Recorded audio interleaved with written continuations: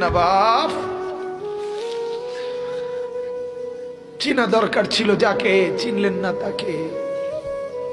হায় যুবক, বন্ধুকে চিনলা না, দুশ্মনকেই বন্ধু বানাইলা, দুশ্মনকেই বন্ধু বানাইলা। আপন বন্ধু যিনি তাকে চিনলা না, দুশ্মনকেই গ্রহণ করলা। চেহারায়, সুরতে, চলনে বলনে, আচারে উচ্চারণে বেঈমান যেভাবে সাজায় দেয়, তুমি তাকেই গ্রহণ করলা। নবী পাক সাল্লাল্লাহু আলাইহি ওয়াসাল্লাম নফল নামাজে এত লম্বা সেজদা করতেন। আম্মা জান আয়েশা রাদিয়াল্লাহু তাআলা আনহা বলেন, মাঝে মাঝে মনে হতো নবী ইন্তেকাল করলেন কিনা, মারা গেলেন কিনা। এজন্য আমি নবীর পায়ের পিছনে তালুর মধ্যে এভাবে আঙ্গুল দিয়ে চাইতাম, মানে রেক দিয়ে বসাইতাম আর কি, যে জীবিত কিনা। এত লম্বা সেজদা দিতেন। বাজান হযরতে সাহাবায়ে কেরাম বলেন, নবীজি সেজদা দিতেন এত লম্বা আর কামতেন। নাসমাউ লাহু আজিরান কা আজিরিল মিরজাল। সাহাবীরা বলেন, চুলার মধ্যে, ডেকচির মধ্যে পানি বসাইলে পানি যখন উতরাইয়া ডকডক করে, গরম পানি ডকডক করে না, এরকম ডগবগে আওয়াজ যেভাবে করে, আল্লাহর নবীর কলিজার কলবের ভিতর থেকে আমরা কান্নার এরকম ডগডগে আওয়াজ শুনতাম। সেজদার কান্না। আল্লাহর নবী এভাবে কাঁদতেন, নবী এভাবে কাঁদতেন। আম্মা জান আয়েশা বলেন, একদিন রাত্রিবেলা নামাজে দাঁড়াইছে, তাহাজ্জুদে এক রাকাতে মাত্র দাঁড়াইছে নবীজি।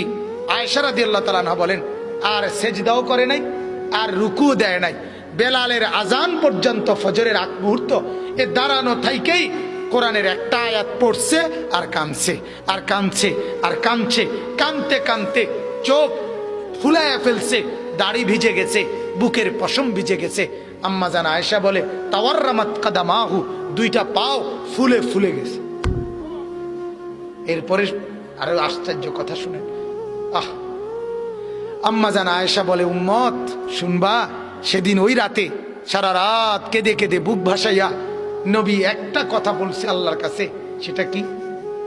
তো আয়েশা রাদিয়াল্লাহু তাআলা আনহা বলেন, সেটা শুধুই কেবল এই উম্মতের জন্য নবী কাঁদছে।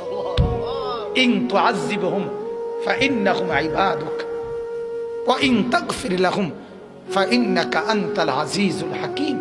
এটা কোরআনের আয়াত। আল্লাহর নবী কদ্দুর সারা রাত পড়ছে, আল্লাহরে বলছে, মাওলা আমার উম্মত আপনি যদি গুনার কারণে আযাব দেন, আপনি দিতে পারবেন। আপনার, আমি বলার কিছু নাই, আপনার বান্দা, আপনি চাইলে যা ইচ্ছা তাই করতে পারেন, আযাব তো দিতে পারেন মাওলা। ওয়া ইন তাগফির লাহুম, নবী বলে, আল্লাহ যদি এই বন্ধুর দিকে তাকাইয়া যদি আমার গুনাহগার উম্মতকে মাফ করে দেন, ফাইন্নাকা আনতাল আজিজ, তাইলে তো আপনি এই ক্ষমতাও রাখেন, আপনাকে তো বলার কেউ নেই। আপনারে বাধা দিবে কে? আপনারে নিষেধ করবে কে? বন্ধুর দিকে তাকাইয়া দেন না মাফ করে। আমরা কিতাবে পড়ছি বাজান, ওই যে একটু আগে বললাম, আল্লাহ পাক যাদেরকে একবারে কাছে বসাবেন তা করে কি বলে, মনে আছে নি?